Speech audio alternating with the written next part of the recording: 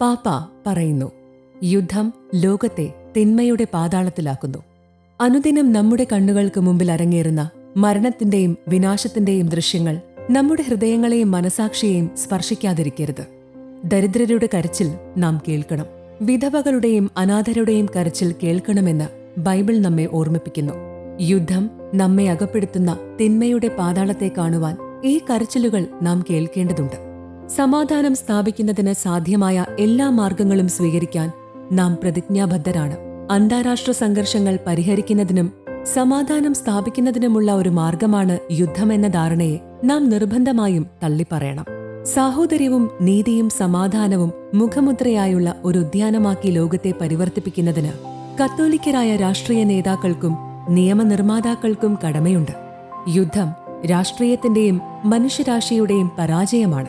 തിന്മയുടെ ശക്തികൾക്ക് മുമ്പിലുള്ള ലജ്ജാകരവും വേദനാജനകവുമായ കീഴടങ്ങലാണ്.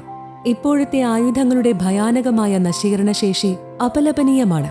സൈന്യങ്ങളും പൗരസമൂഹവും തമ്മിലുള്ള വേർതിരിവില്ലാതാകുന്നത് ദുഃഖകരമാണ്.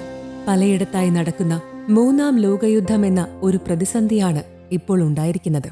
ബഹുകക്ഷി നയതന്ത്രത്തിലൂടെ സമാധാനം സ്ഥാപിക്കുന്നതിനുള്ള അന്താരാഷ്ട്ര സമൂഹത്തിന്റെ ക്ഷമാപൂർവകമായ പരിശ്രമങ്ങളെ ഇത് കുഴപ്പത്തിലാക്കുന്നു. സംഭാഷണം, മാധ്യസ്ഥം എന്നിവയിലൂടെ സമാധാനം സ്ഥാപിക്കുന്നതിനുള്ള ക്ഷമാപൂർവകവും നിരന്തരവുമായ പരിശ്രമം ആവശ്യമാണ്. കത്തോലിക്ക രാഷ്ട്രീയക്കാരുടെയും നിയമനിർമ്മാതാക്കളുടെയും അന്താരാഷ്ട്ര സംഘടനയോട് നടത്തിയ പ്രസംഗത്തിൽ നിന്നും